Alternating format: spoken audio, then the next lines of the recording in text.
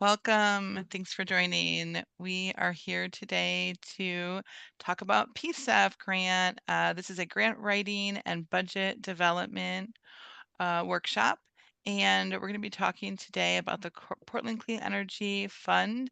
This is an initiative that was passed by 65% of Portland voters in November of 2018.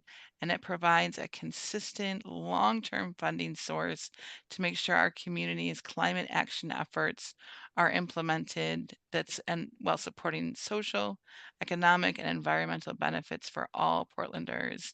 And so we're really excited to have this opportunity to help you put your best foot forward if you're considering applying, help you decide if applying is right for you, and just provide some tips and general information on grant writing and budget development for your PCEF application.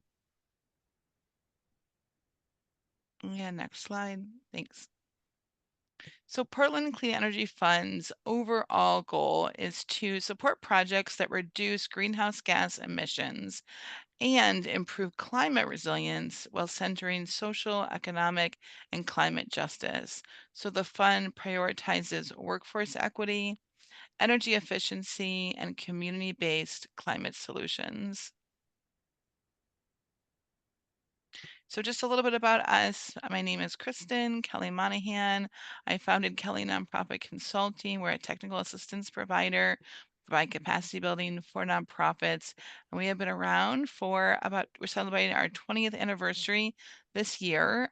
We are a diverse team of 20 with an array of skills and experiences. We provide our services in Spanish. We also support long and short-term projects and initiatives all across the Pacific Northwest. We also work directly with funders and in the philanthropic sector and also funders in the public sector as well. So we write a lot of grants of all types, foundation, government, and also work on a variety of other fund development, evaluation, program planning, and more. We have also, PCEF is near and dear to us as we have had at least several clients who have been, or groups we work with, who have been awarded PCEF grants for each one of PCEF's major cycles. So really grateful to PCEF for the support they provide to really forward-thinking projects across Portland. So PCEF also offers one-on-one technical assistance, very individualized support. So if you're an organization that meets certain criteria, you will be given priority. But there's also potentially depending on how many hours are available, you may be able to receive one-on-one support as well. But priority is given to those that meet PCEF's priority populations definitions, which is defined on their website and in their handbook, but I'll share it really quickly here too. Priority populations include, but are not limited to, people living on lower incomes, people of color, people living with disabilities. Also, they are prioritizing for the one-on-one technical assistance small and emerging organizations, ideally those with fewer than 6 FTE or full-time equivalent staff, organizations with operating budgets under $2.5 million, and organizations that have been operating for 5 years or less.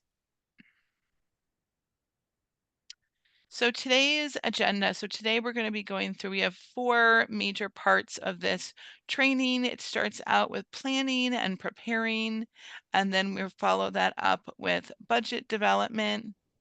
And then we're going to get into a little bit of the nitty-gritty of writing and reviewing process, and then talk about assembly and submission. And really the goal of all of this um, is to provide you with tips and to provide you with information and to just help you put your best foot forward in a very competitive application process. So just checking in on some really basic grant principles just to make sure we're all sort of in the right place, in the right class here. So this is a grant. A grant is funding that does not have to be returned. It's funding that is given to fulfill a very specific purpose, in many cases, and in this case for sure, and to accomplish something specific. So this grant is requesting funding from the city of Portland. It's a competitive grant. You'll be competing for others who are applying with similar projects or initiatives. And you will be reporting, or reporting will require submitting information on all the ways that you are in compliance with what your original proposal stated, so that you'll be asked to report on the progress that you're making and what you've done to fulfill your end of the bargain of receiving a grant, receiving payment to achieve an agreed upon goal. And in this case, it is to support and move forward PCEF's mission and their focus areas, which we'll get into in a bit. So this section is planning and preparing for your grant. So the very first thing is really deciding if this is an opportunity that works for your organization and for the project or initiative that you have in mind. So um, help you decide whether or not to apply, we really recommend reviewing all of the application materials. PCEF has developed and amassed over the years a really incredible amount of information. They also have their handbook that is extremely helpful, FAQs, use of funds, different definitions. So really looking at all of those application materials. And the handbook is, in our opinion, the most helpful and most comprehensive to use. And then looking at your eligibility requirements. So the eligibility requirements, this is funding for qualified nonprofit organizations who are designated as a 501c or a 521a nonprofit entity, and you must be registered with the Oregon Secretary of State as a nonprofit organization, and you must not be on the Oregon Department of Justice list of disqualified charities. So if you are a newly formed group and you don't meet the requirements of a 501c or 521a designation, you may apply with a fiscal sponsor, and the fiscal sponsor then must meet those eligibility requirements. So and there are some other requirements to look at in the handbook. In some cases with foundation funding or other sources, there might be some wiggle room. You might be able to call them and talk to them about your project. In this case, these requirements for eligibility are set by legislation. So there's really no getting around these. You have to meet these eligibility requirements. But considering if you need a fiscal sponsor or not is important. This is something that you should know. If not, you can reach out for the one-on-one technical assistance. Um, Also consider in your project that you have in mind for PCEF funding, what technical expertise is necessary for what you want to achieve with your project. So I don't mean technical assistance, I mean technical expertise. So is that a general contractor? Is that a landscape architect? Who are the different um, subject matter experts and specialized knowledge that you'll need for your project? And maybe it's a partner, but making sure that you're engaging those and identifying who you might need uh, to successfully fulfill your project. And of course, last tip, once again, reading the applicant handbook. So the other planning and preparing tip is to don't waste your time, align, align, align. And for that, it is just driving home the fact that PCEF is a fund with a very specific purpose. And these purposes, these funding areas is your project helping PCEF meet these very specific purposes? If so, then there's a chance that your project might be eligible or a good fit for funding. If you are thinking of PCEF more as a general fund that supports greenhouse gas reduction in general, or that it supports environmental programming in general, that is might not be a fund for you. You'd have to look deeper and make sure that you are meeting one of their primary funding areas. So, and they have multiple funding areas that are allowed, but making sure you are meeting at least one of those priority focus areas. Another is that you are reaching PCEF's priority population, outlined in the funding criteria, and also making sure that your project meets climate impact and equity standards. One of the most important of these is the workforce and contractor diversity requirements, and equity and contracting requirements. So making sure that, and these are all in the handbook, that you are able to meet these requirements and that you align with one of their specific focus areas. Another consideration is that PCEF is a government grant. It's through the city of Portland, and the government grants, more so than foundation grants, require more extensive reporting, especially financial reporting. They also ask about demographics of individuals engaged in the project, both as contractors and those who are impacted by the project. So when looking at this this opportunity, really understanding what does your organization's cash flow look like? Do you have a robust system in place to track your expenses? Do you have ways to capture and analyze data? Is this a position that you might need to hire part-time or full-time? If so, you might want to roll that into the cost of the project itself. Um, but having some of these systems both for your financial management, which we'll get into for more with the budget, is important. And PCEF grants are structured so they can be um, run as a reimbursement or a cash advance. But if you use the cash advance option, you still need to demonstrate how you have used the cash advance through the receipts and paperwork and all the documentation, and that will need to be approved before you can then apply for or seek out a user report to seek another cash advancement. So really making sure that you have these systems in place is important. And if you're a newer organization, you may not have that. So again, checking in with a one-on-one technical assistance might be a good idea. And also if you do determine that you need one or both of these in terms of a data system or a position, then these are components that can be wrapped into the cost of your PCEF grant.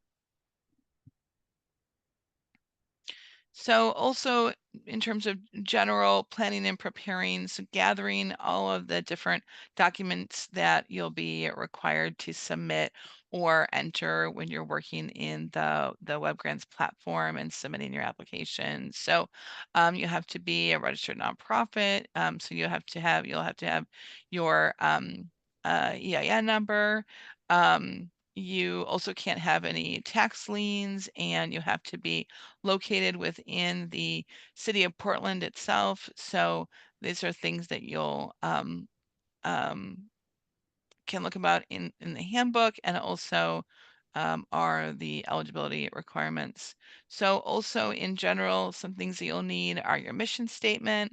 You'll also need your board of directors, so the name, title, organization, and the board role that they play, a list of your internal and external staff, a name, role, and a short bio. So gathering up this information is an important part to do ahead of time so you have it on hand.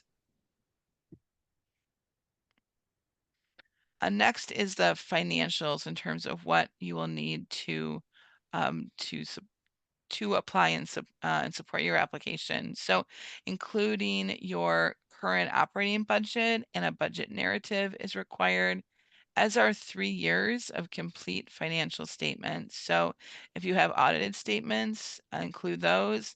990s are acceptable, but 3 years of complete financial statements, which includes a full year profit and loss and a full year balance sheet. So for organizations that are newer or may not have this, reach out to PCEF staff to see what might be acceptable, if if that is possible. If you are new and you've only been operating for 2 years or 1 year, you may be able to just submit the 1 or 2 years of financial statements that you do have. But if you've been around for longer, you will need to complete all 3 of the financial statements or include those. Also including your fiscal sponsor financial management plan. So if you use a fiscal sponsor, then including the financial management plan, that's usually a part of the contract you have with your fiscal sponsor. And if not, this is something that you should create for your own protection and liability, and for the fiscal sponsors. So you can reach out for technical assistance to learn more about this if needed. Um, but definitely include that. Also, all the documents ranging from your mission statement to your board list to your basic financials, if you don't already have them, and if you're a newer organization, if you don't already have them in one central location, you'll find as you apply to different funding sources, whether it's foundation or corporate or government, that these are things that are asked for pretty regularly. So keeping them in a folder together, you can call it, vitals or, main documents or core documents or organizing documents. But keeping them together is a best practice. And there's also supporting attachments that you can provide to um, with your proposal. So, and you will also need, um, which I believe is on the next slide, you will also need your support letters too, your references. Yes.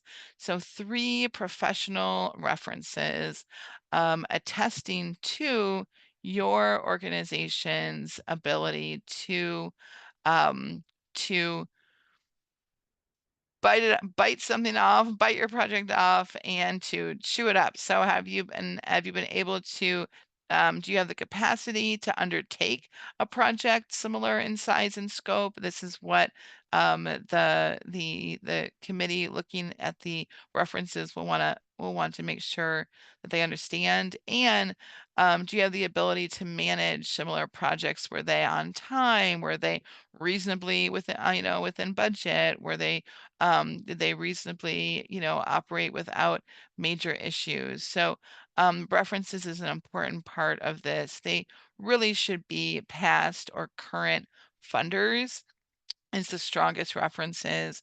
If you don't have past or current funders, then, or if maybe not all 3 of them are, then including a partner organization that has been involved in your work, perhaps an organization that you've partnered with for a similar project, or that you've been planning your PCEF project with, but someone that can attest to your work. And for all references, it's really important that you let them know ahead of time that you listed them as a reference. And I would also recommend that you give them a few sentences about your PCEF request so that if someone reaches out to them, they will know about your project and they will have something to reference. They will be asked to verify your previous work, your previous budget, the successful completion of your work together. So something that will also help them is reminding them, especially if it's been a little while, about your previous work together, and of course how amazing you were and how well the project went. And so helping your references be be good references for you is really important. So making sure they have what they need and making sure they're fully aware and of your plans to apply and that you've included them is important. So also some additional, whether it's, clean energy to green infrastructure, the projects supported by PCEF have pretty technical elements, especially for projects with capital construction. So making sure that you have the technical expertise needed. This will impact the budget. This will impact the staff time that you use interfacing and interacting with these professionals and ultimately what you're able to achieve. So, and this is a tip from a PCEF grant manager, but to identify the known elements of your project. And when there are unknowns, be sure to develop a clear explanation of how you will address this during the project period. For example, do you have a plan to identify contractors to complete the necessary work? I also read this too as you are not expected to know, and this is common with some other funders as well. You're not expected to necessarily know everything about your project and everything that's going to happen and plan for, but do you have a reasonable and well thought out plan to account for the aspects that may not be readily known, demonstrating that you're aware of what could happen, what might happen, and having a plan to mitigate anything that potentially could go wrong, um, or make the most of things that go well. That's what's really important here to show that you recognize and understand the unknowns, even if you don't have all the answers right now. So, in terms of technical requirements, technical expertise, so here's just a few. I would say for the different piece of applications we've worked on, there's at least 2 or 3 for every project, whether it's mechanical engineers, renewable energy systems experts, seems to always be a general contractor, developer, landscape architect. This could be legal counsel, this could be an arborist, HVAC, electricians. So, really identifying the technical expertise. Another reason for that is that the PCEF grants take time and energy to put together.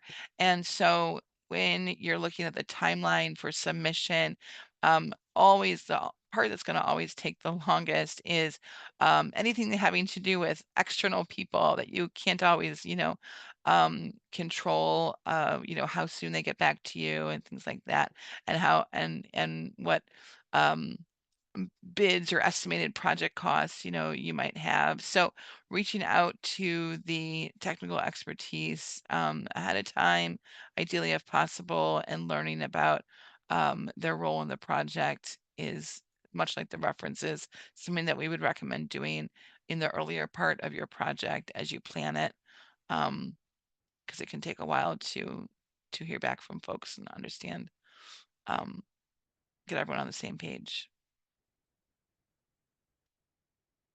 So a couple other planning sort of shoulds.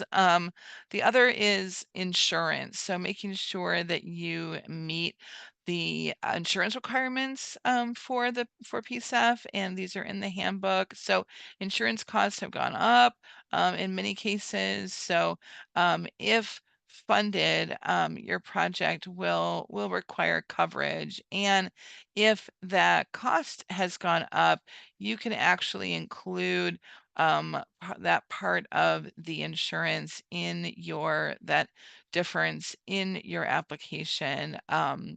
So, um, so definitely looking at what the cost of insurance is for your organization and then including it in your budget um, is and not only allowed, but is, I would say, recommended. And then also matched or leveraged funds. So identifying your leverage sources. So it's not a hard requirement to have other sources of support, but to receive full points for the budget section, providing 15% in matching funds would help boost your overall points. And having them matched or leveraged funds, it also demonstrates the strength of your project, that other funders believe in your project, have given it a sort of stamp of approval, so to speak. And so the matched or leveraged funds is, it also helps PCEF grants and PCEF dollars stretch further if there are other funders engaged, and it helps to increase the likelihood that your project will succeed if you have multiple sources of committed support. So just tips too from anyone who's ever worked on a grant is really to start early. And we know that is way easier said than done. We write probably 50 or so grants a month ourselves as a team. And so we're always working on, many deadlines. So something that's really important in our experience is, like I said before, working on the parts that require external it, information from external folks first. So if you need information from a general contractor or another external, subject matter expert, seeking that out first, identifying and seeking out your references. Make sure you can get a hold of them. Maybe they're on a 2-week staff retreat or on a vacation or who knows. But getting in touch with them early is important because those are the things you can't control. You can stay up till midnight or 3 a.m. or whatever, working on your application at the 11th hour, but chasing down external folks, you can't. Also, the insurance, identifying that early in case those costs are significant, such that you want to include them in the budget. That's something also to know early. So we also recommend working on your project a little bit every day, at the very least, and also writing out a schedule or writing out some milestones for yourself can also be really helpful. And also blocking out with your calendaring tool, whatever you use, blocking out some time between now and the deadline to give yourself a couple of dedicated chunks of time to work on the application can be really helpful and set you up for success. Thanks. So centering workforce equity is a really fundamental part of PCEF's values. So ensuring your project team, whether it's internal staff to external contractors that you hire, ensuring that they offer a really diverse range of lived experience, of knowledge, of skills that are relevant to your project and representative of the community that will be ultimately served by your project is important. It's an important part of the questions in the application. It's an important part of scores, and it's an important part, if you receive the award, of tracking your award and its impact in the community. So thinking ahead about your strategy to recruit and use diverse contractors and subcontractors is important. So PCEF requires each grantee, this is a quote from a PCEF manager. PCEF requires each grantee agree to a workforce and contractor equity agreement that includes contractor and workforce diversity goals, requirements regarding wages, and participation in safe worksite training. So not all contractors meet all of those. So definitely look into those, especially sometimes smaller contractors. And so um, definitely um, look into look into that. For what category should you choose? So PCEF has traditionally over the different funding rounds, um, generally has over $60 million per funding round, with funding allocated for each of the main categories. And so those main categories are there's 6 main categories: energy efficiency and renewable energy, regenerative agriculture, green infrastructure, workforce and contractor development, transportation decarbonization, and then other greenhouse gas reducing projects, which is a bit of a catch-all, but it does have some specifics to it. So that doesn't mean that it just sort of anything that's other. You please do look at the handbook to learn more about each of those categories. Each funding category, there has category specific meetings held throughout the application time period, which is now until the deadline. So really getting to know those categories and which you'll be applying under.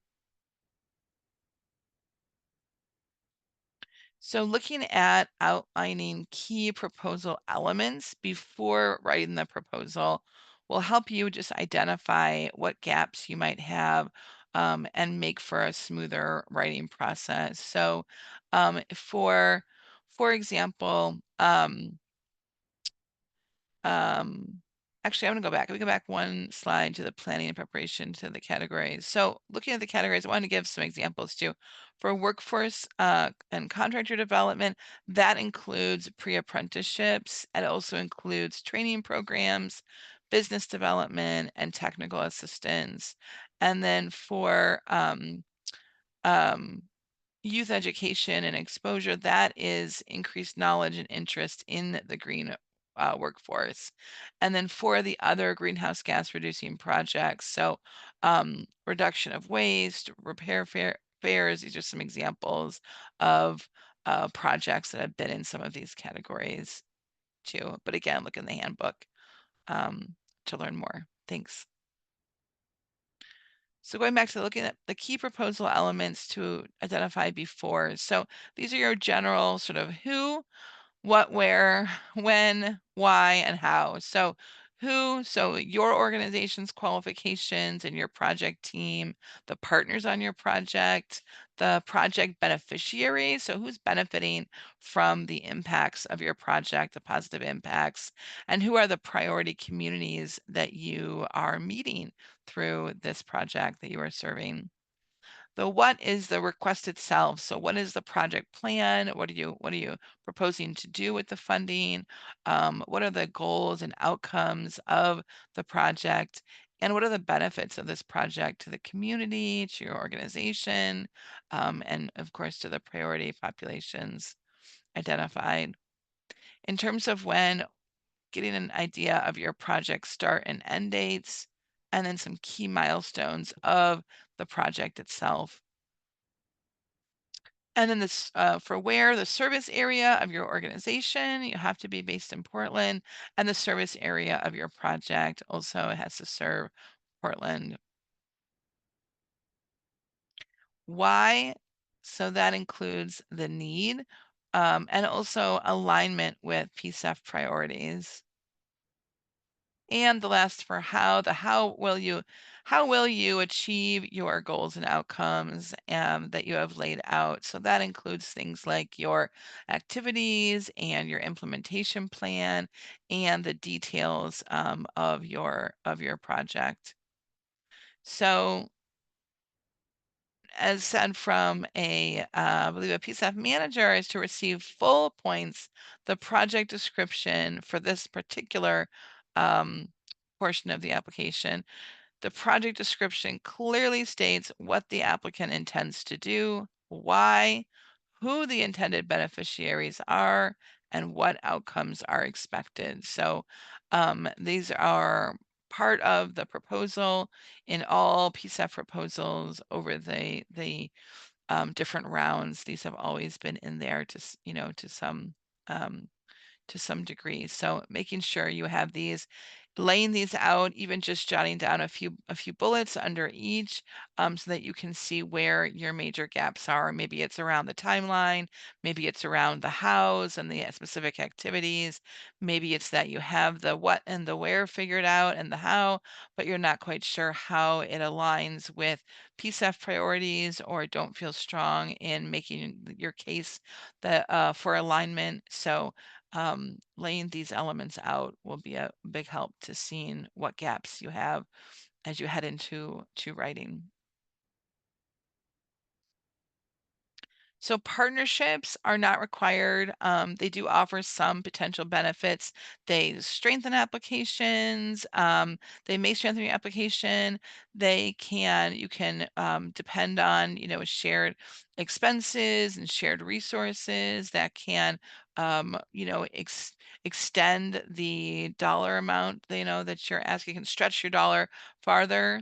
It can help you reach new populations that maybe you don't reach. Maybe you have a program that reaches youth of a certain age, and you're partnering with another program that reaches youth of a complementary but differing age. So can help you reach new populations. Can help you share best practices and ideas, and share the burden of applying and management. Can also help reduce redundancy and can make for a stronger proposal in that regard. And it ultimately may better support the community and populations by filling gaps in services, and really providing a complete and comprehensive program. So you can consider partnerships, again, not required, but something you might want to consider if you are applying with a partner for a portion or a good portion of the application. It's something that you'll want to iron out ahead of time and in advance, and make sure that both partners. I would recommend an MOU or some sort of agreement between both parties that lays out the roles and responsibilities. It doesn't need to be longer than a page for each organization, maybe even a half page, but just lays out what each organization will do, what each organization will give, and what each organization will get sort of from the other group, from the funding itself, and really being straightforward about all of that right from the start, so that you can have a good, successful partnership. So where there is some concerns or fear of a partnership, it's usually about ownership. So kind of who owns what aspect of the project, whether it's curricula, whether it's capital. If it's a capital project, if there's things that are purchased or things that are developed, who owns what portions of that. The responsibility, who's responsible for what. There's also concern about this sort of in name only or inauthentic partnerships where you have an organization that is not led by a priority population, and they're partnering with an organization that does reach priority populations, simply to help boost their eligibility and the strength of their application. Um, and also there can also be scarcity mindset, whether that's warranted or not, in terms of funding or physical resources or participants and in the program, or a competitive advantage or an edge. So these are elements that can be addressed in the MOU or a partnership agreement if you decide to apply through a partnership.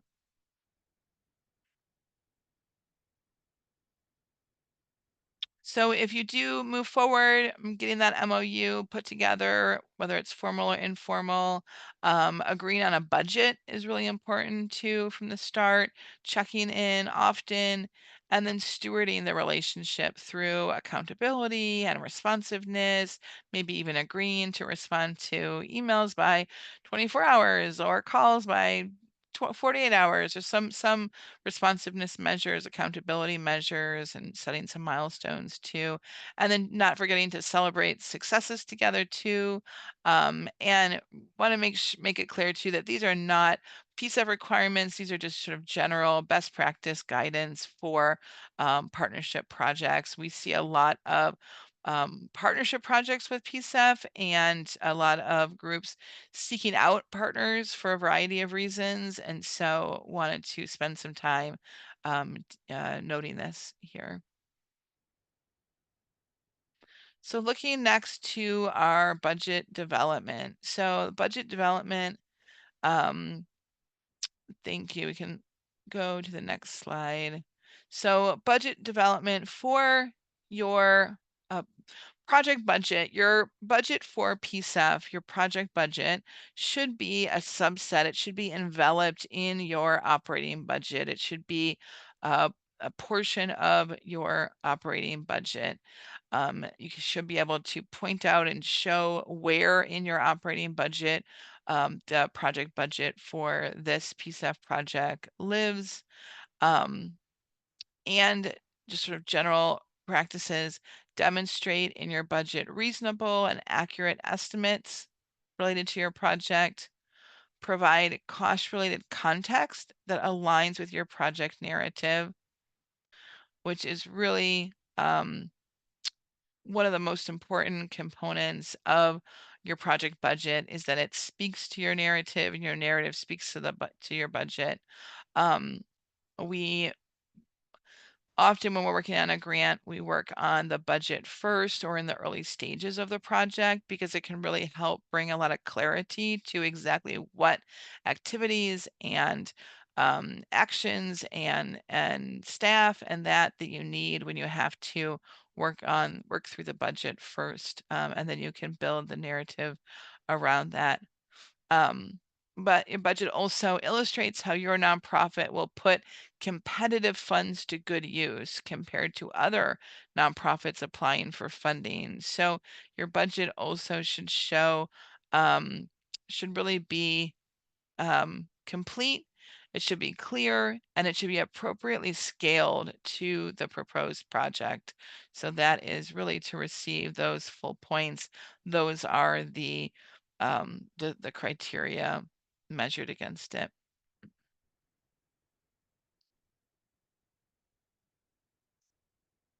So how much should I request? So for I know it can be, especially with large funding sources like PCEF, it can be exciting. It can be, you might think, oh, I'm gonna, ask for the maximum and build my budget to, really ask for the maximum, but the most successful, budgets and projects are really aligned with the project itself rather than using the maximum amount, sort of regardless of your actual need or impact. It's fairly easy to see as someone who also reviews grants and reads grants. You can kind of you can definitely tell if it's a project that was trying to, eke out the last bit to meet the maximum, or if it was, if it's a sort of true project cost necessary to complete the project or initiative at hand. So note if your project's true cost align with the maximum award amount.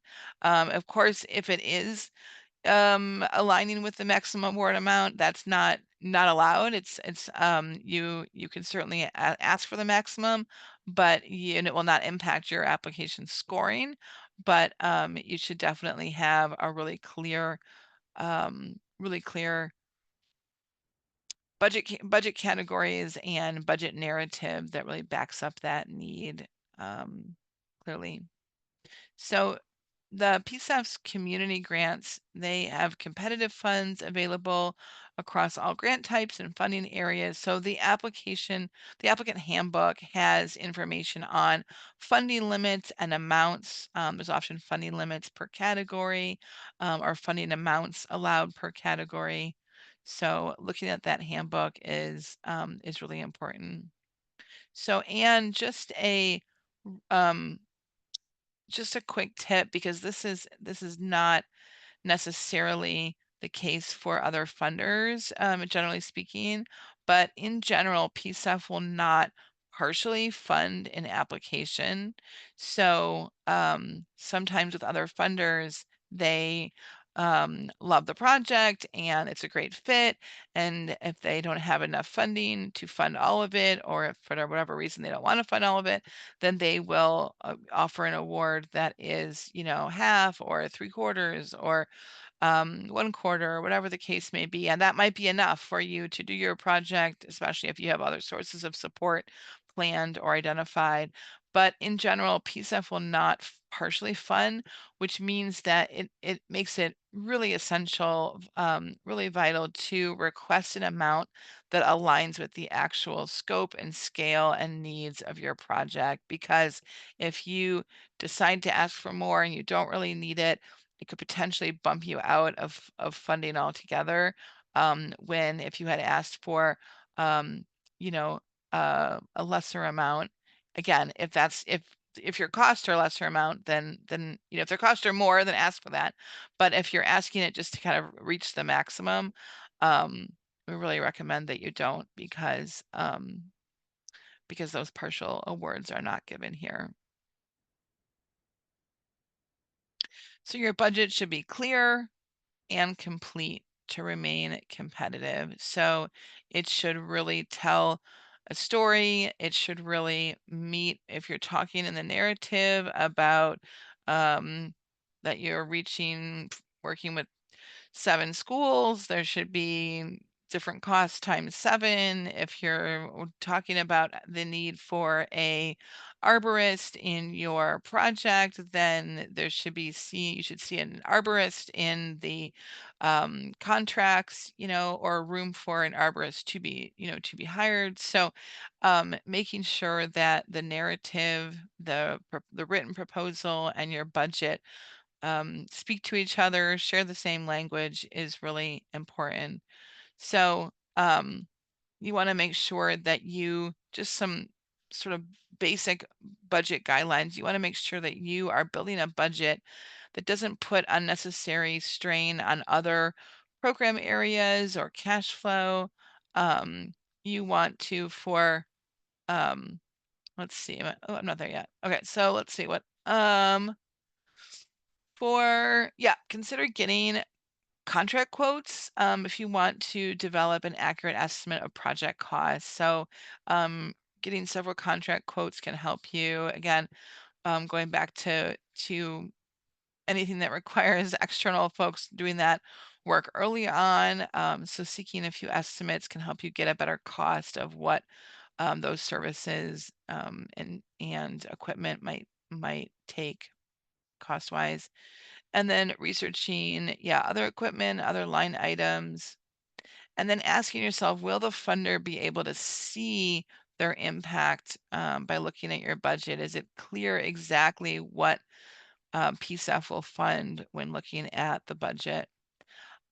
We recommend having a volunteer or someone who is not closely tied to the projects. Maybe they're a volunteer for another program. Maybe it's a friend or a family member of one of your staff members, but having them take a look at the line items of the budget and share an idea of what they're reading and what they're understanding, and without reading the grant narrative and giving their impressions can be really helpful to really make sure and double check yourself if your budget narrative is making sense and your budget line items with your overall grant narrative. It will help keep it clear. So finance and accounting assessment. So it's important to determine whether your financial management system is adequate for tracking advances and for tracking reimbursable grants. So some questions to consider when doing so is, can we identify income and expenditures related to the specific grant? And can we easily retrieve a listing of those specific incomes and those specific expenditures from our accounting software. That's important. Second is, can we run a budget versus actual report from our accounting software? So your actual expenses versus or compared with your budgeted expenses. So maybe you budgeted 70,000 for a staff position, or 80,000 for a part of a contract. So is the actual that you're spending, how does that track with what you originally budgeted for? Maybe that position came on a little bit later in the year, so they don't need the full amount. So you're able to track that actual versus planned with your accounting software. And do you have finance personnel who can handle the bookkeeping of this project? It might be in-house personnel, it might be contracted services. It doesn't matter. It just making sure that you have someone who you can work with who can handle the bookkeeping aspect of this project. And do you have policies in place that help ensure compliance with the grant's terms and conditions? And these are in the handbook. So, and also, do you have personnel to manage the grant, submitting invoices, identifying allowable cost is important. So making sure that there's someone on the team who can work to submit the grant reports and work with the finance team to gather the necessary financial information to get everything submitted.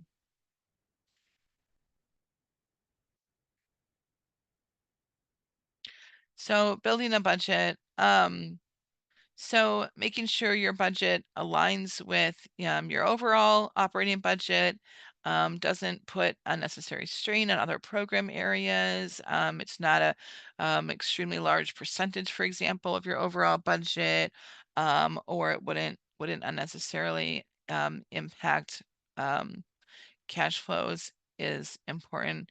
So for the grant budget categories, and this is this is all calculated when you work on your project and your proposal in the web grant system. A lot of these calculations will be done for you, but when you're planning your budget, the overall grant budget categories included are personnel, which is employee salaries and fringe costs. So employee salaries and the fringe that's can be allocated to this grant. So these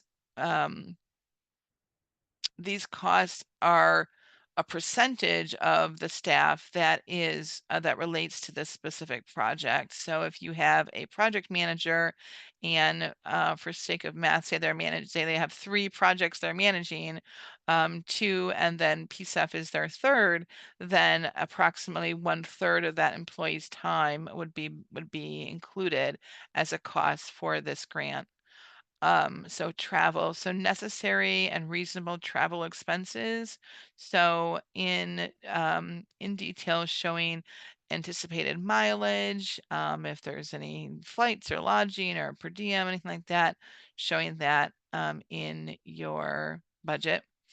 Contract labor needing to be procured, so separated by individual contractors. So there will be a time when all the contracts will be rolled up into one line item, but for the sake of tracking and for sake of applying, you will need to have all of the contract costs separated out. So if you have an arborist and an attorney and a fundraising professional and a contracted program manager, those are all separate. Those are 4 separate contracts.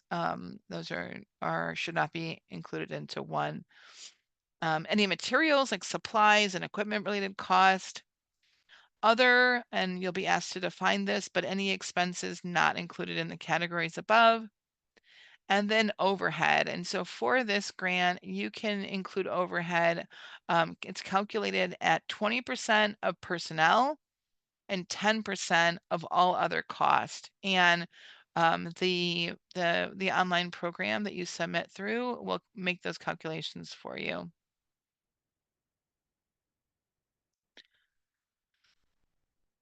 Um,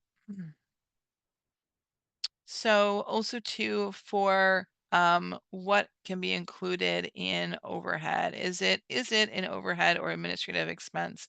So again, 10% for travel, materials, and contracts, 20% for personnel. So a line item, if you have new insurance costs that is part of managing this award or completing this project, the amount that is your sort of the increased insurance costs minus your regular insurance costs, that difference, that new insurance level, that is should be broken out as a direct project cost on your budget, rather than as an overhead. You can actually get, that's a good thing. You can actually include that as a separate cost rather than lumping it all in with um, precious overhead percentages. So existing insurance costs that may already be in place. So your existing insurance, general liability, things like that, that is included in overhead. Administrative staff who are not working directly on this project, that can be included in overhead. If they are a staff that are working directly on this project, then they should be included as a direct project cost as a separate line item, not as overhead. Thank you. And then and this game continued. Is it overhead? Is it or not? So another line item is a staff member's time to coordinate meetings related to this project. This is not overhead. This is a direct project cost. So a portion of this person's time should be included as a separate line item, and it would be categorized under the personnel category.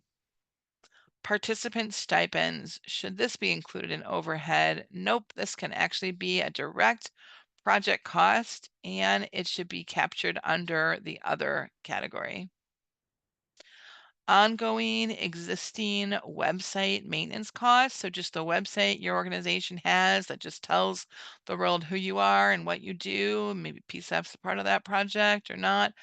But that your general website ongoing maintenance is as an overhead cost because it's not specific to PCEF. So that's just included as general overhead. So if you have a question about whether a specific line item is allowed, you can reach out directly to PCEF staff and they can let you know whether it's a direct project cost and should be included as part of your line items, or whether it should be lumped into your allowable overhead. So a tip from PCEF staff here is all overhead costs are auto-calculated based on line item request for the other categories. Applicants cannot ask for a different amount than what is auto-calculated at the time of applying. So it will do the work for you. So to calculate total personnel cost, start by collating each employee's salary, wages, and fringe benefits, and then determine the per hour cost by employee and multiply that by the total estimated hours devoted to the project. So, um, um, let's see. Yeah, just best practice, but round budget categories to the nearest dollar. Um, and then review the requirements related to prevailing wage and the workforce contractor equity agreement. Both of those may influence your budget, and so be sure to check out those requirements before you work on your budget. Part of that is because for those costs, they may be higher than what you normally pay in terms of staff pay or contractor pay. So making sure that they account for that is important, and it will impact how much you plan for your PCEF budget. So invoicing for PCEF. So keep your books up to date and reconciled on at least a monthly basis so that advances and reimbursements and invoicing can be sent in a timely manner. Maintain all payment documents for each quarterly invoicing period. So you submit invoices quarterly, and if you have all your payment documents, so your payment receipts and other items, then you can gather those easily and show that backup, proof. And your the biggest, in our experience, the biggest sort of hold up for organizations that have um, that submit their advancement or their reimbursement or their reconciliation for an advancement is not having the proper documentation. And it's generally not because they don't have it or they're you know doing something wrong. It's just that was not um, maintained, or they didn't keep it in a safe place, or it wasn't easily found. And so just the making sure you have the ability to gather all those receipts and information to show, so proof of cost, proof of purchase, proof of payment for all of your related cost is really important, whether it's payroll or cost of equipment and things like that. So if you are running an expense report for the period you're invoicing, it should be pretty straightforward, especially if you have calibrated your accounting software properly and to account for the PCEF grant and the PCEF's categories. So you may want to consider the technical assistance support that PCEF provides, which includes financial support that can help you do this, and it will make reporting a heck of a lot easier if you have the categories that can be easily drawn down from and pulled from your software directly. And also too, that since overhead is a percentage of direct costs, your total invoice will exceed your actual cost incurred, which can sometimes throw people off a bit. But remember that overhead is in there as a percentage. So policies and procedures. So establishing sound financial policies and procedures in advance of the grant start date. This will help you with your general accounting and reporting practices. It will also help you if you are applying or have already applied to other government funding sources. Some of the other sources can do an organizational audit, and take a look at those policies and procedures that you might have. So things that you might want to have on file specific to government grants are indirect, and this is just general, this is not PSAT specific, but we recommend you have a direct and indirect cost allocation policy. So who's responsible for identifying direct and indirect costs, and how are those tracked in your accounting system? Having a cost share or match, how are matching funds identified within your accounting system? How do you prevent double dipping of funds that are designated as match or going towards the same program or project? And then grant reporting. So which of your personnel, and it usually gets multiple people, are responsible for handling the grant reporting process? So Generally, you're someone from the financial team, someone from the project team to give project update and milestones. Your contractors will usually give a report if it's a capital type project, and then generally your development staff can pull everything together and work on the narrative piece. But who then, checks on that interim and final grant reports have been completed, have been submitted on time, and that they're accurate. So having that personnel plan ahead of time can be really helpful to prevent some headaches later. So the role of matching or leverage funds. So again, they're not required for PCEF, but they can strengthen your project proposal. They can support the sustainability of it. It increases the visibility of your project.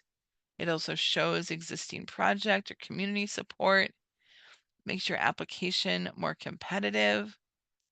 And it helps you just draw in more funding. So funding begets funding. It's something that we say all the time. It also um, um, it it generally speaking, and this is again not specific to PCEF, generally speaking, funders want to see projects that already have support and has and those added sort of stamp of approval from other funders. The more sources of support that are supporting a project, the least likely it is that if any one of those was to go away, that the project would go away.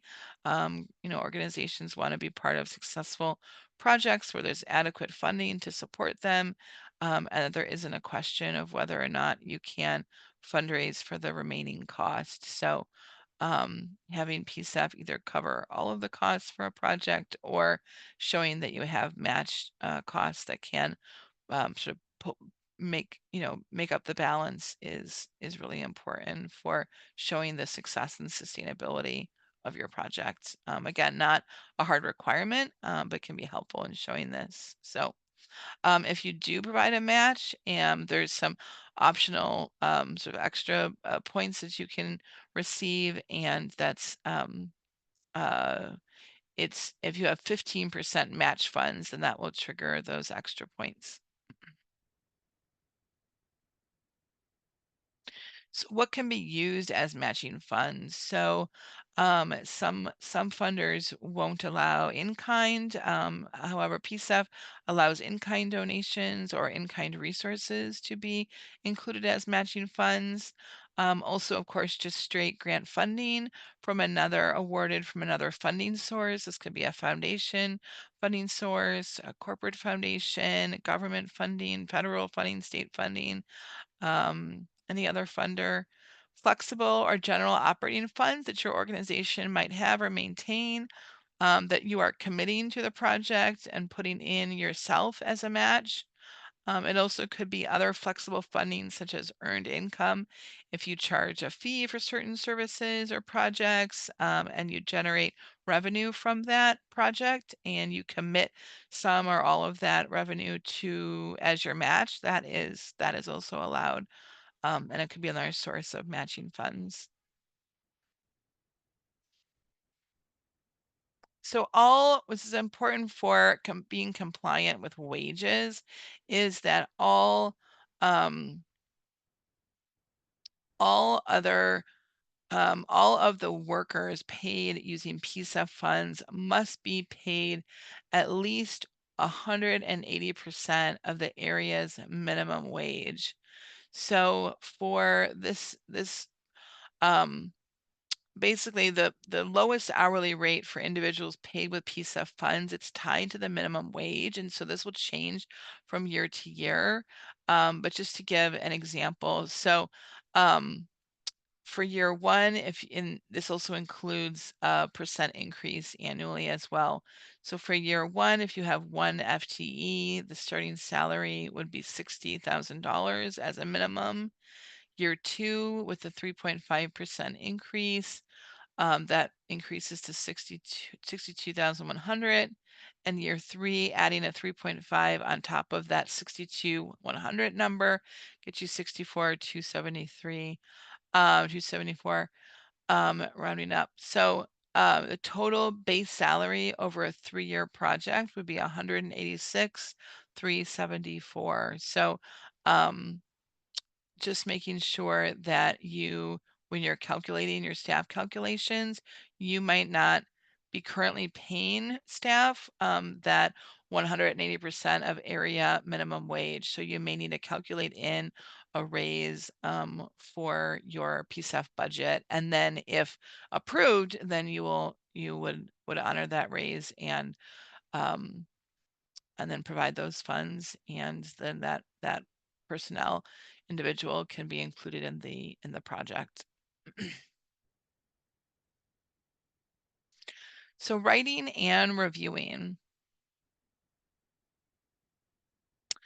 Our generally how we work on grants is we work backwards. So we take a look at the scoring criteria, which usually, at the very end of an application is when it's reviewed. We start there and look and see what's being scored by the funder, what's important, what gets the most points, where are the flexible points, maxing out those flexible points if possible. So reviewing the scoring criteria, then determining our final end goals. So what is that? What do we want to achieve as an organization at the end of this project, and laying those out, and then working backwards from those final goals to reach those final goals. What will we need to set as milestones? What will we need to have done to achieve those final goals? And those are our milestones. And then sketching out a budget that aligns with those milestones. And then starting at the top and going through the narrative and going back down and sort of sprinkling in all of the detail as you fill out the different components. And this is for the actual writing. For planning, we like to start with the budget because that helps us plan. But when we're working on the actual writing and reviewing of a narrative, we like to work backwards. So scores say, and when we say scores say, this is the scores for reviewers for a previous cycle. To receive all scores, project description is complete and intended outcomes are clear. Services, activities, and timeline described in scope will result in intended outcomes from a score matrix. Writing and reviewing. For writing and reviewing, how can applicants proactively prepare? So the eligibility screening, um, the let's see, so yes, let's see, a short review of the review process. So how can um, how can applicants prepare for this? So looking at the eligibility screening, looking at it is one criteria. So making sure that you're eligible, that you meet those requirements, and that you have proof of those requirements. Then scores who review the proposals, look at your technical project, your project's feasibility from a technical perspective. Is this possible to execute your project? Will you be able to, have you provided clarification on the finer points of the project and the more technical details? Is it clear that this is an organization that can get this project done, and do your references, back that up? Applicant vetting. So do you have the capacity to do this, the feasibility to do this, the references to do this? Do you have the financials to do this, the financial strength to do this? Scoring panel reviews. The scoring panel is made up of community members, of PCEF staff, and of subject matter experts. And then scores, the proposals are generally, put together and compiled into portfolios. So, there could be, one or more portfolios that are then sent to City Council for review and approval. So, they could be put in portfolios based on different request sizes and grant types to meet a certain maximum cost or split out cost. But sometimes put in portfolios, and then the city council will review and provide approval based on that sort of full portfolio, not looking at any one particular application. The city council doesn't. They look at the sort of overall portfolio. So one of the really important things that having a whether it's a volunteer or a friend or family member, but having someone review your narrative and think about what questions, or even someone that's not close to your organization and doesn't know you, super well, but looking at your narrative and thinking what questions do they have? What do they have? What questions do they have about your organization? What questions do they have about your project?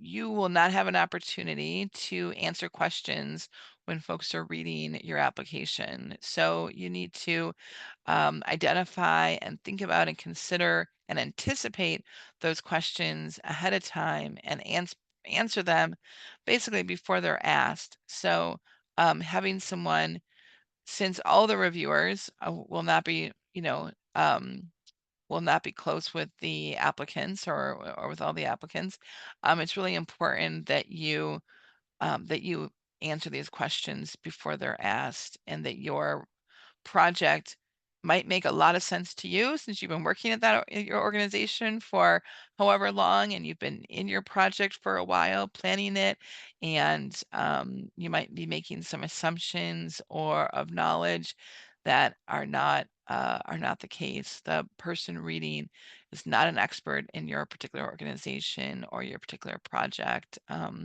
They may be an expert in the greenhouse gas reduction. They may not be an expert on regenerative agriculture, but for your particular project and specific ways that you're achieving those goals, they are not. So really important, just trying to stress that aspect.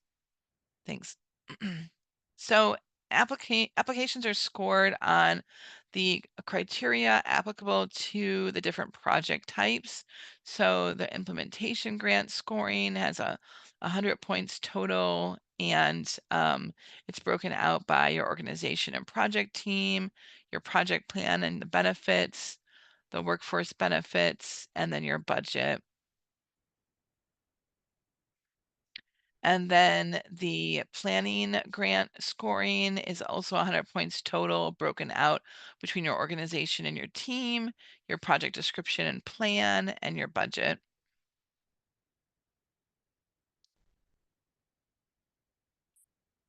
So looking at the tangible and intangible project impact, or the work product that will result from your project. So what will you so for example, if you're developing a new green workforce training curriculum, or if you're installing solar panels on 25 low-income houses, really detailing that out by determining your final goals and making those final goals SMART goals. You may have heard SMART goals before, which means make sure they're specific. Make sure, rather than being general, like I'm going to improve the, reduce greenhouse gas reduction, how specifically, so making sure they're specific, making them measurable. So do they have something that's quantifiable that you can measure later? Did something increase or decrease as a result of this work? Or is there something exist now that did not exist before? Is there something defined and measurable? Are your goals attainable based on your organization size, based on your resources, based on your budget? All of these aspects are your goals attainable? Are your goals relevant to and in this sense, are they relevant to the focus areas and the funding areas of PCEF? And is your project time based? So is it going to be completed in a certain set, performance period, or a set established time period?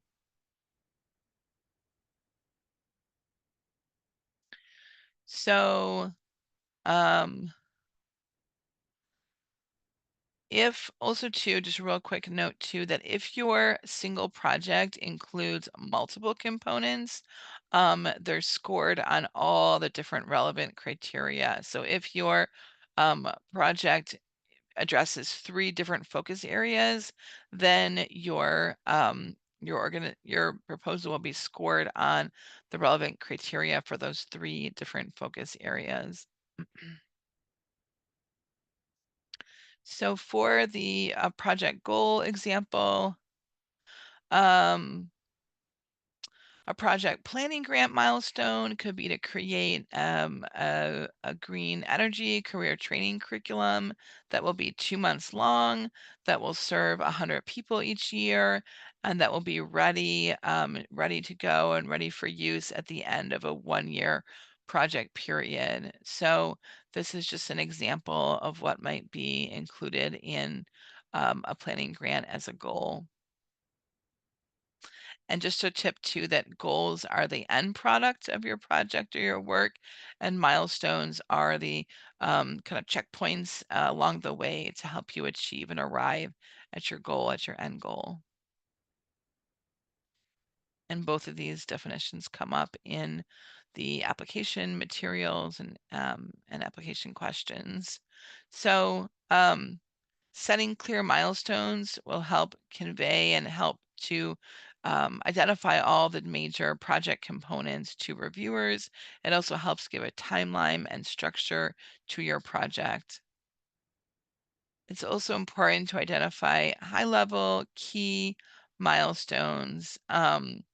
So um, for example, hire a new staff member, develop a new curricula, complete energy retrofits, or finalize the installation of native plants.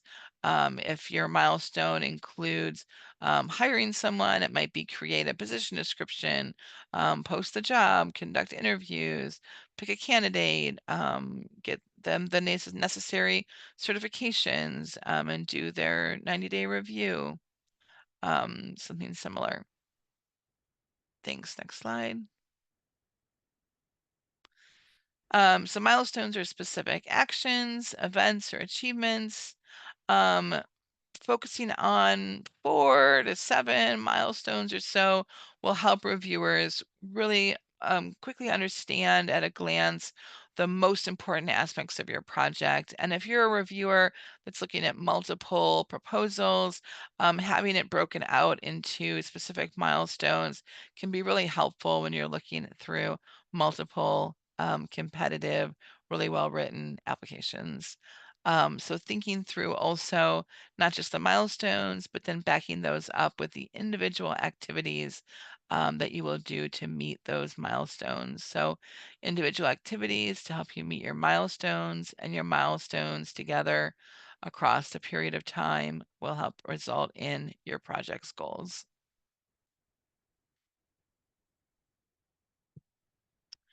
So we went through project development, but just a few kind of final reminders too, since you'll be working on a budget narrative in your writing portion of the grant, is making sure your budget talks to your narrative, being strategic your um, in your ask and what makes your proposal most competitive, justifying costs by showing your work, and gathering cost quotes when possible, and then understanding what costs are needed to increase the capacity to accomplish your project. So that might be an additional staff members, or additional insurance, additional materials, equipment, etc. But do you have the capacity to complete your project? And if not, is it included in your budget?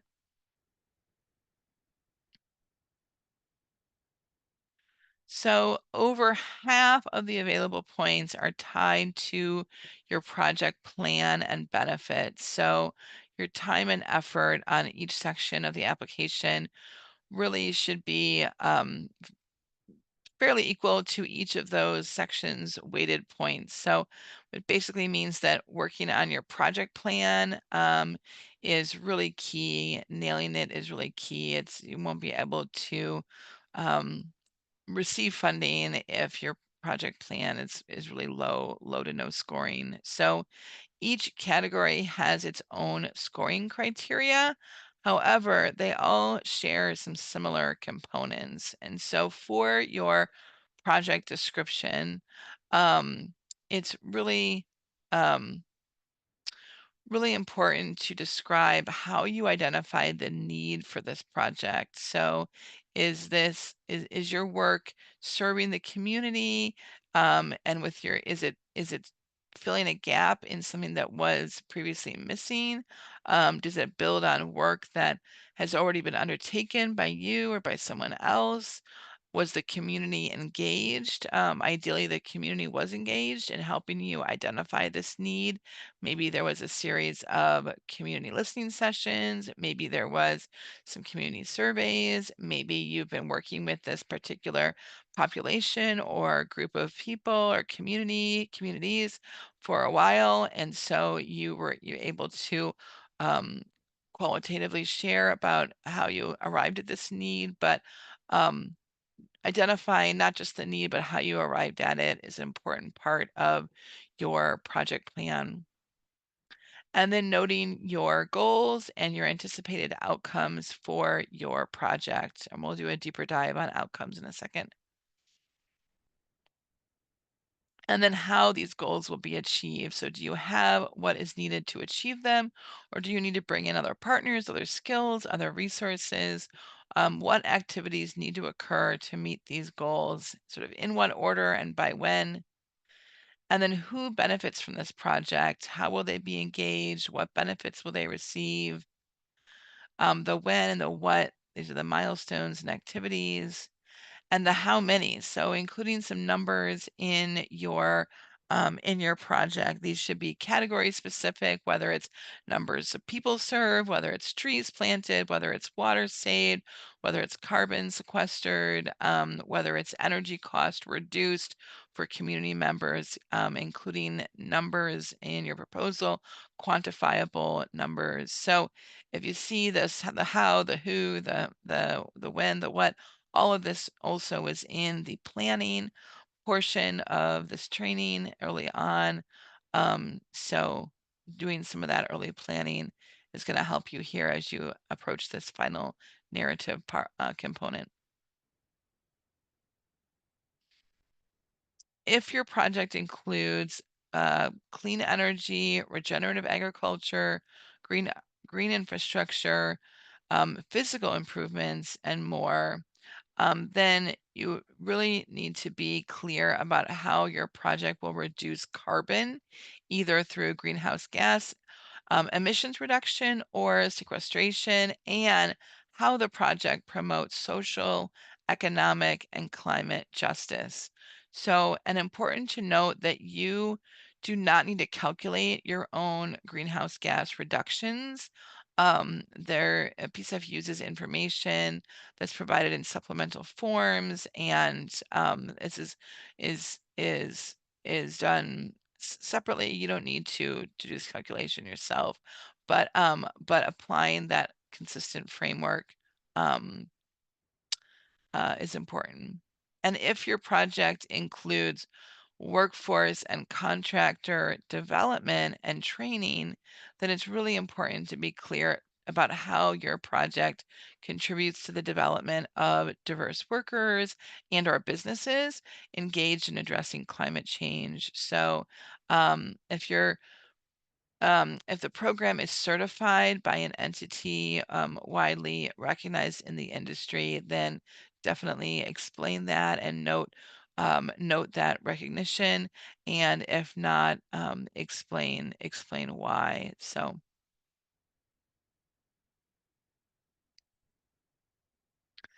um, just a heads up for that making sure when you're logged in and you're in your application that most focus areas have slightly different questions for the main narrative. So just make sure you're working on the correct one for your project based on the focus area or areas that you're meeting. And then to ensure ease in readability, the use of headers or subheaders is really important, as is restating the question and echoing the language and the phrases used, really sort of untangling the question and make it really crystal clear. So um, So if there is a question, how does this project meet the needs of priority populations? I would start that answering that question with, this project meets the needs of priority populations by X, Y, Z, outlining it that way. So restating the question and then using and echoing the phrases and the language used. So, if there's some other way that you define, or that maybe you don't use the word community, you use some other word, I would recommend that you um, use the word community here because this is what's used in the PCEF application materials, or make it really clear that this is a word that you use instead. And this is, why you use it and how you use it. But echoing the questions and the language and phrasing used is important when readers that are reviewing the applications go through and make sure that you answered the different questions, and they need to make sure that it's clear. And one way that they can do that is by listening for or reading for, looking to see if the question is sort of regurgitated back in the response.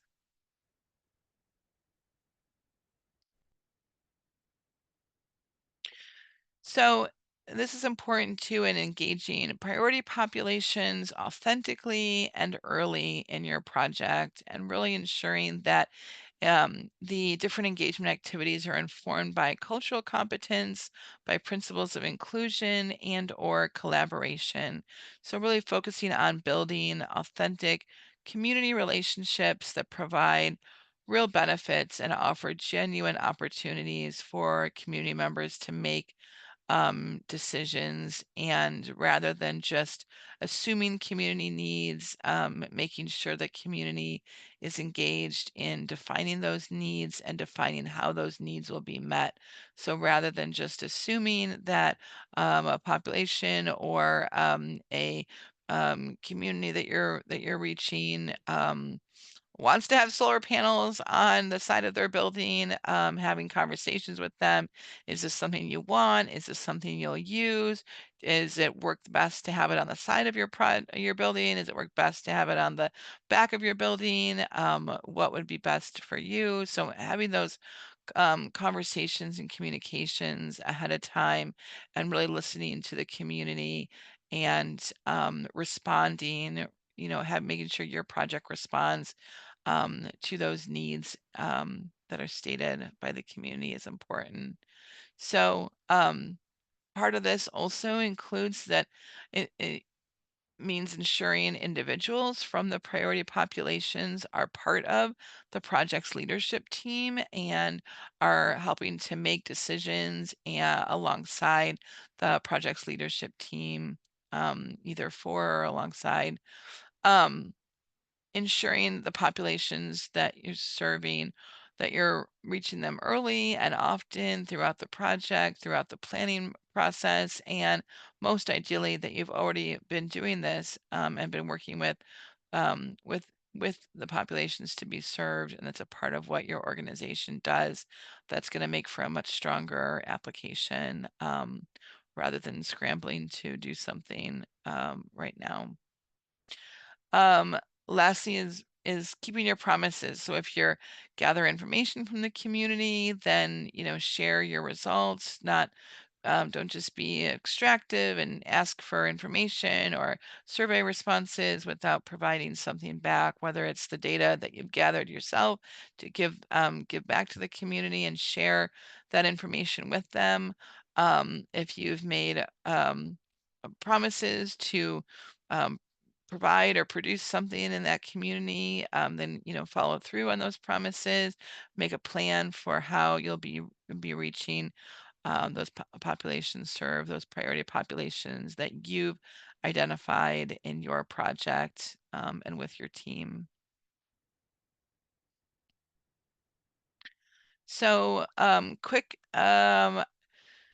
little deep dive here on outputs versus outcomes, which is in the narrative. So outputs are quantitative, they are countable, they are the results of your work. And So, an output is, number of students or number of plants. It's a quantitative, countable result.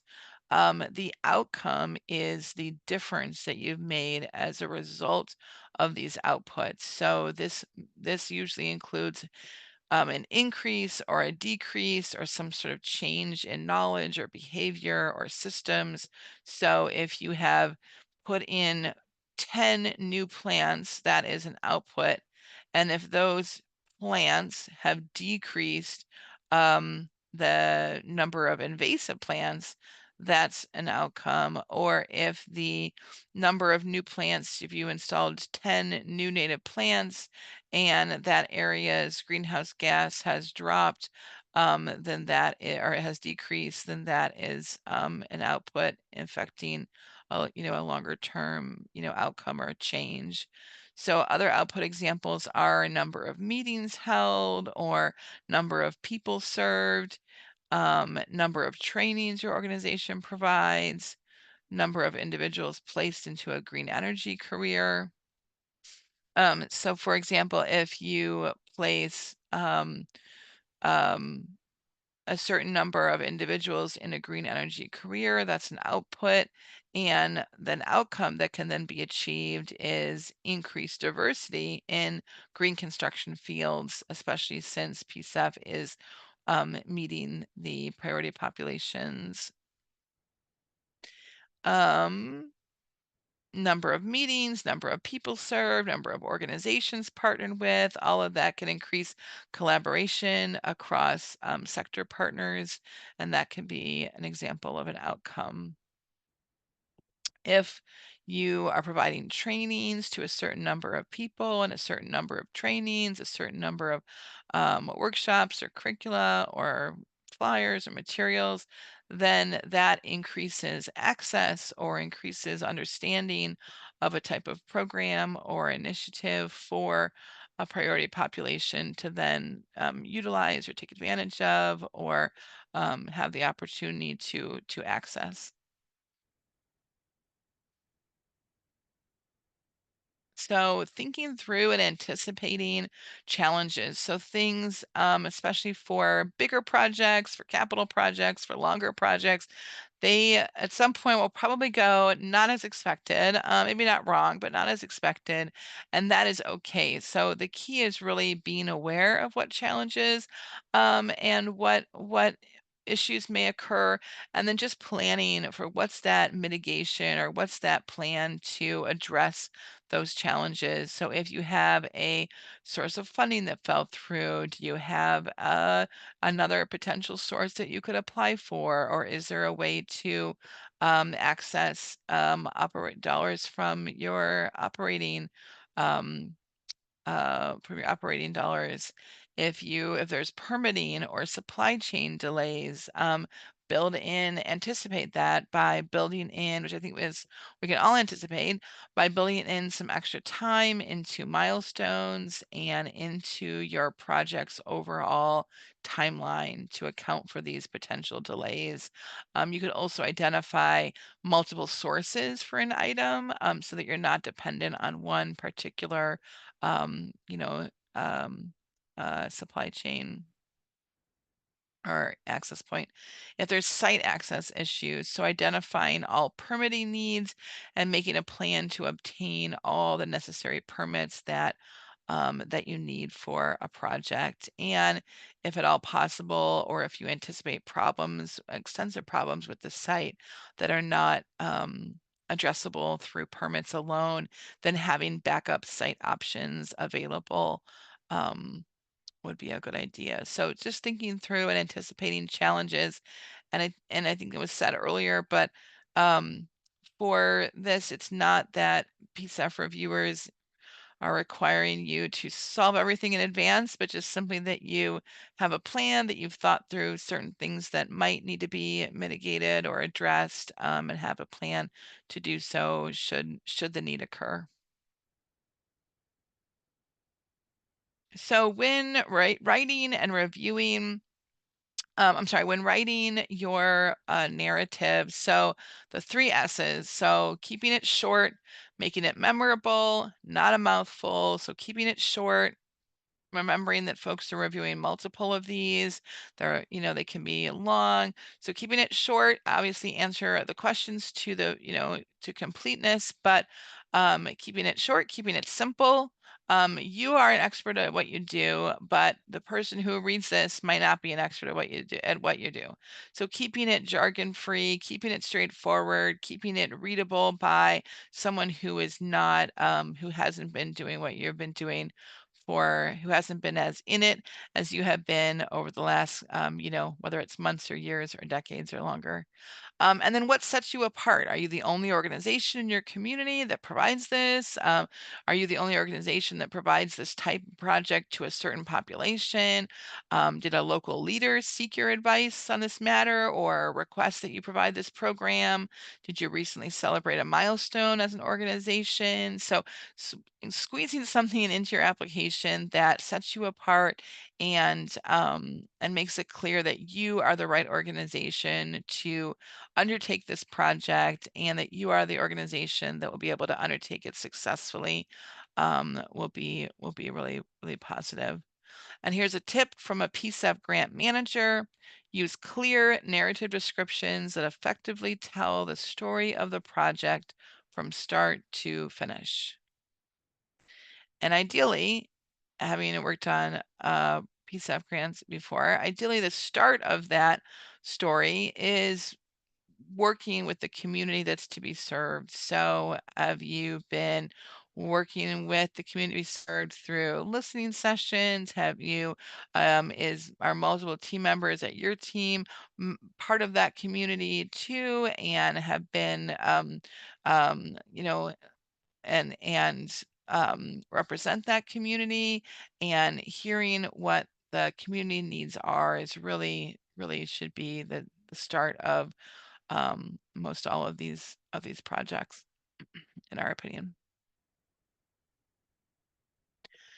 So since reviewers have to read through applications and they can be dense, so restating the question in your response. So this is especially essential for questions within questions. So you might see like a multi-part question. It's just one um, you know, um, one paragraph or one question, but it's, maybe it's, for example, how many people do you serve and how do you know you're serving them and how do you make sure they're served right? So you would answer each of those questions by restating them in your answer. So we serve blank populations. We know we are serving them because of X. We know we are serving them right because of Y. So just making sure to restate them so that the reviewer can see that you've answered each part of the question with multiple components. The easier it is for reviewers to find information they're looking for when they're looking through your application, the easier it will be for them to confirm that you answered the question fully and completely. So going through your application, this also helps you check off what you have answered. So there's an example of this on the next slide, hopefully. So yeah, so here's a fully loaded question. So describe how your organization will manage and account for grant funds, including a description of your financial management practices. In your response, tell us how you're going to track grant funds, ensure compliance with allowable expenses, and document expenditures and transparency. So there are one, two, three, four, there's a couple different components in this question. So making sure that you answer all components of it. So our organization, ABC, will manage and account for grant funds using a system it has maintained for the past decade to track all incoming philanthropy and public grants and contracts. The system operates by blah, blah, blah. Our organization's financial management practices are guided by its fiscal policies manual, which is reviewed annually by the board and used regularly by the bookkeeper, the board treasurer, the executive director. This manual includes roles and responsibilities by officer and committee. It includes managerial and signing authorities, banking and cash management, control of expenditures. A full copy is attached.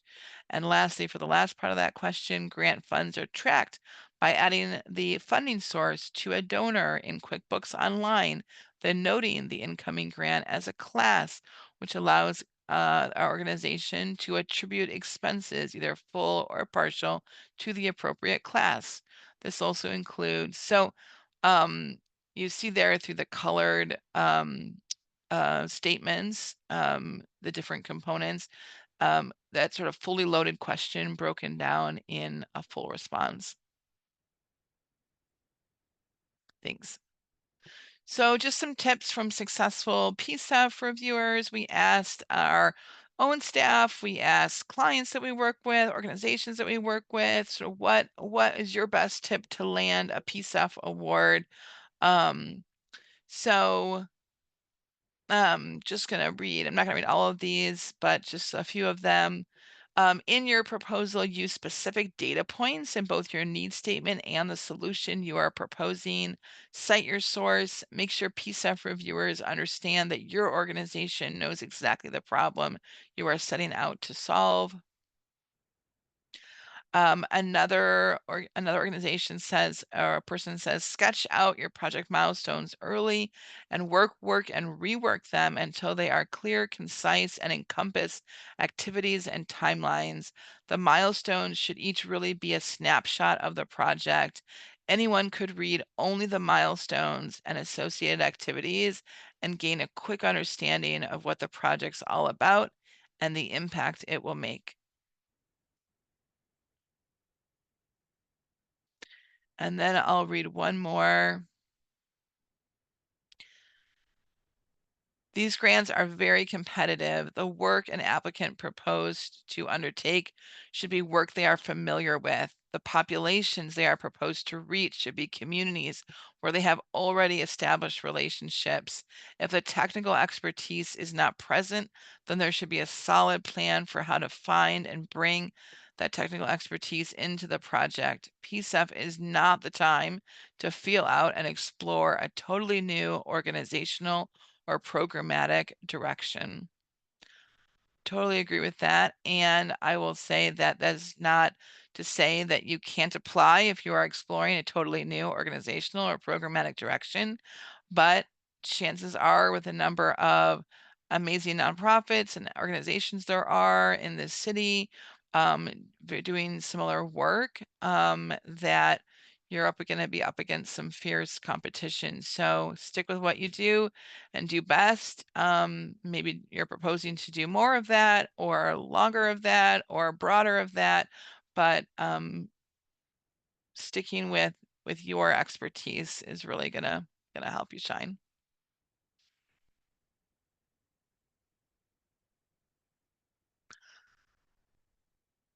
And let's see, I'll read one more. Give yourself plenty of time to submit a strong, well-organized proposal. Start early with the grant writing process.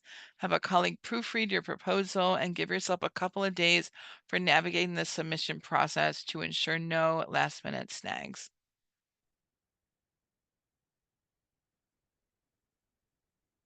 To ensure PCEF funds are inclusive, informed by community needs, and accessible, PCEF does things a little differently, such as paying for increased insurance coverage needs, allowing costs related to engaging, learning from, and listening to the community, ensuring individuals employed with PCEF dollars are paid a living wage, and more. So tips from a grant reviewer.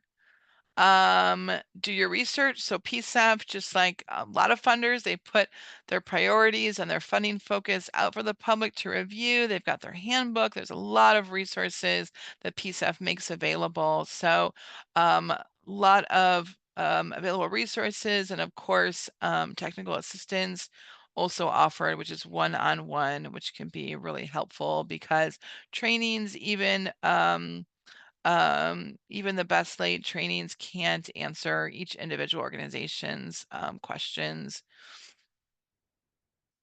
So seek out that technical assistance if you need it.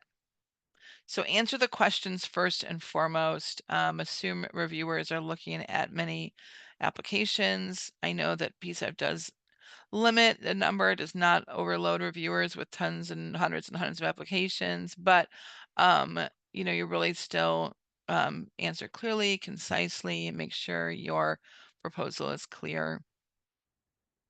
And really also um, highlight your expertise when you can. If you've got years of experience making an impact in a line of work that's connected to the grant, then really share that.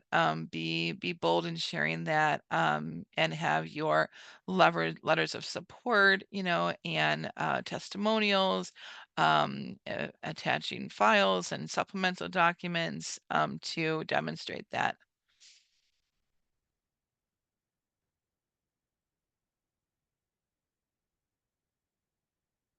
Is that our final review? Let's see, assembly and submission. So this is the final couple of slides here to get your proposal wrapped up and ready for submission into the portal. So create your account on Web Grants as soon as possible. If you have an existing account, log in early. And I would go through the Web Grants portal, like any portal, go through that interface early, go through the application form. We like to click on each question and answer a few, even if we've been in that web form before, or that Web Grants before, or any other interface. We like to put in a few words. It can just be a cut and paste of anything, but just drop in a few words, make sure there's no hidden drop downs that appear, make sure there's no extra criteria or word counts that appear, or formatting errors that occur. So just going through the application and looking for anything that's either confusing or that's tripping you up, or making sure to do that ahead of time. And it's something you can do as soon as possible, even without having the application written. But also plan to submit at least 24 and ideally 48 hours early. I know that that can be hard for some, especially for organizations that have deadlines after deadlines, but just really limiting the potential for technology issues like internet outages or just a malfunction, or um, who knows, all the lovely things that can happen when you're on a deadline and having to use technology. And before you press submit, just review all your information, make sure your attachments are accurate, and everything you meant to include is included. In the portal, you can see your submission by logging in at any time and downloading your application, your full application as a PDF. We also like to take a screenshot of our application before and after submission, including the submission confirmation page. Sometimes the confirmation or submission confirmation pops up for just a quick minute or a quick couple of seconds. We like to make sure to capture that so that we have proof of submission and that we have a copy of our application before it was submitted into the portal, just to be safe in case there wasn't some last back button hit, or that some technology disaster didn't happen. So just making sure you have kind of backed up all your work and have that sort of proof of submission. Any questions, reach out to the Clean Energy Fund at portlandoregon.gov, and they will direct you to the right source, whether that's technical assistance, whether it's a question that PCEF staff will answer, or whether it's to a resource that already exists, like the handbook or similar. And thank you so much for being part of this training today. And we wish you really the best of luck in submitting a strong and successful PCEF application. Thank you so much to the Portland Clean Energy Community Benefits Fund, and take good care. Thank you. Bye-bye.